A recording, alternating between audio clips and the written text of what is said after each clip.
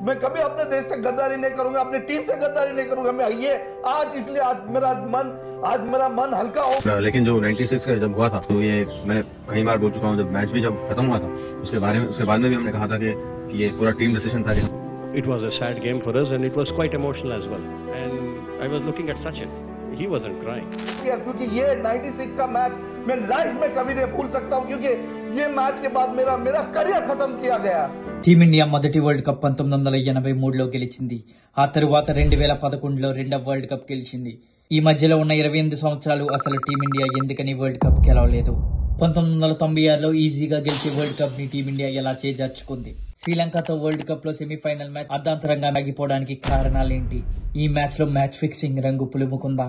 ఈ విషయాలన్నీ తెలుసుకుందాం పదండి. 1983 సంవత్సరంలో టీమిండియా వరల్డ్ కప్ గెలిచిన తరువాత 1987, 1992 సంవత్సరంలో టీమిండియా గ్రూప్ స్టేజ్ లోనే ఎలిమినేట్ అయింది. కానీ 1996 సంవత్సరం వరల్డ్ కప్ లో టీమిండియా హాట్ ఫేవరెట్స్ గా బరిలోకి దిగింది. ఈ టోర్నమెంట్ శ్రీలంక, ఇండియా, పాకిస్తాన్ నేతృత్వం వహించాయి. అనుకున్నట్లుగానే అద్భుతమైన పెర్ఫార్మెన్స్ ఇచ్చి గ్రూప్ స్టేజ్ దాటి క్వార్టర్ ఫైనల్ కి దూసుకెళ్లింది. గ్రూప్ స్టేజ్ లో 5 మ్యాచ్లు ఆడిన టీమిండియా 3 మ్యాచ్లు గెలిచి క్వార్టర్ ఫైనల్ కి చేరుకుంది. క్వార్టర్ ఫైనల్ లో చిరకాల ప్రత్యర్థి పాకిస్తాన్ తో మ్యాచ్ లో కూడా అద్భుత రీతిలో విజయం సాధించింది.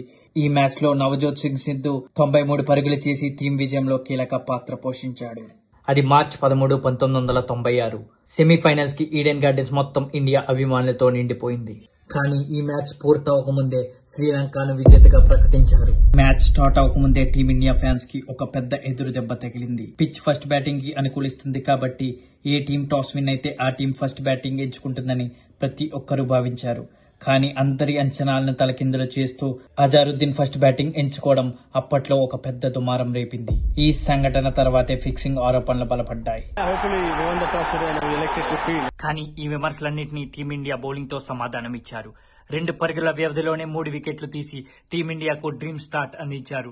ఆ తర్వాత అరవింద డిసిల్వా, రోషన్ మహానమా, అర్జున రణతంగా సత్తా చాటడంతో శ్రీలంక 50 ఓవర్లకి 251 పరుగులు చేసి 8 వికెట్లు నష్టపోయింది. టీమిండియా ముందు 252 పరుగుల లక్ష్యం ఉంది. ఈ మ్యాచ్ గెలిస్తే నేరుగా ఫైనల్స్ కి చేరుకుంటుంది. సచిన్ అద్భుతమైన ఫామ్ లో ఉన్నాడు. కానీ టీమిండియా ఇన్నింగ్స్ స్టార్ట్ అవగానే ఒక పెద్ద ఎదురు దెబ్బ తగిలింది. క్వార్టర్ ఫైనల్ హీరో అయిన నవజోత్ సింగ్ సిద్ధు 3 పరుగులకే వెనుతిరిగాడు. ఇక అభిమానుల భారం మొత్తం సచిన్ పైనే వేశారు. అనుకున్న రీతిలోనే సచిన్ కూడా అద్భుతంగా పెర్ఫామ్ చేశాడు. 21.3 ఓవర్లలో 98 పరుగులు చేసి 1 వికెట్ కోల్పోయిన ఇండియా గెలుపు దిశగా కొనసాగుతుంది. ఈ 98 పరుగులలో సచిన్ ఒక్కడే 65 పరుగులు చేశాడు. ఇక 171 బంతుల్లో 154 పరుగులు చేస్తే చాలని అభిమానులందరూ సంబరపడ్డారు. కానీ తర్వాతి ఓవర్లోనే సచిన్ స్టంప్ అవుట్ అవ్వడంతో మ్యాచ్ మొత్తం రివర్స్ అయిపోయింది. అప్పటిలో ఒక విషయం ఫ్యాన్స్ అందరూ బలంగా నమ్మేవారు, సచిన్ అవుట్ అయితే టీం అవుట్ అయిపోయినట్లే అని. ఆ విషయాన్ని నిజం చేస్తూ తరువాత 22 పరుగుల వ్యవధిలోనే 6 వికెట్లు కోల్పోయింది.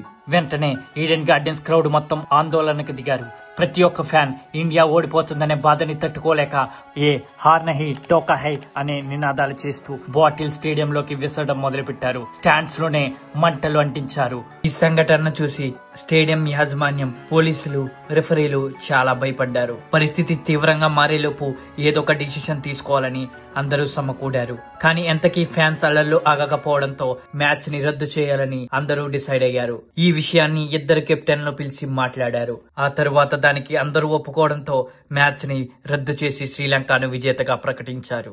ఆ సమయంలో నాట్అవుట్ గా క్రీజ్ లో ఉన్న వినోద్ కాంబ్లే కన్నీళ్లతో మైదానాన్ని వీడాడు. ఈ టోర్నమెంట్ లో ఇండియన్ టీం ఎంత మంచి ఫామ్ లో ఉందంటే most runs of the tournament Sachin అయితే most wickets of the tournament Anil Kumble కావడం విశేషం. ఇంత మంచి ఫామ్ లో ఉన్న భారత్ ఒక మిస్టరీ వల్ల ఈ మ్యాచ్ ఓడిపోవడం జరిగింది. చాలా మంది మ్యాచ్ ఫిక్సింగ్ అని ఆరోపణలు చేశారు. వినోద్ కాంబ్లీ అయితే ఆ మ్యాచ్ టాస్ దగ్గర నుంచి ఫిక్సింగ్ జరిగిందని ఆరోపించాడు. ఫస్ట్ బ్యాటింగ్ కి అంత అనుకూలిస్తున్న టీమిండియా సెకండ్ బ్యాటింగ్ తీసుకోవడంపై చాలా విమర్శలు నమోదు చేశాడు. ఆ మ్యాచ్ తరువాత అతనికి ఛాన్సెస్ రాకపోవడంపై అతను అసహనం వ్యక్తం చేస్తూ చాలా బాధపడ్డాడు. కానీ వినోద్ కాంబ్లీ చేసిన ఈ ఆరోపణలను అప్పటి జట్టు సభ్యులైన సౌరవ్ గంగూలీ, మహమ్మద్ అజారుద్దీన్ వ్యతిరేకించారు.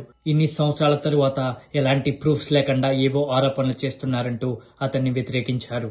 ఇంత జరుగుతున్నా బీసీసీఐ గాని ఐసీసీ గాని ఎలాంటి ఎంక్వైరీ విధించలేదు. అసలు ఇది మ్యాచ్ ఫిక్సింగ్ జరిగిందా లేదంటే నిజంగా ఆడియన్స్ వల్లే మ్యాచ్ ఆగిపోయిందా అనే విషయం ఇప్పటికీ మిస్టరీగానే ఉండిపోయింది. కానీ ఈ మ్యాచ్ పై ఎన్నో రూమర్స్ స్ప్రెడ్ అయ్యాయి.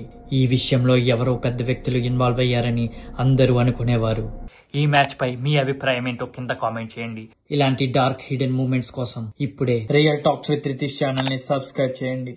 See you again in next video.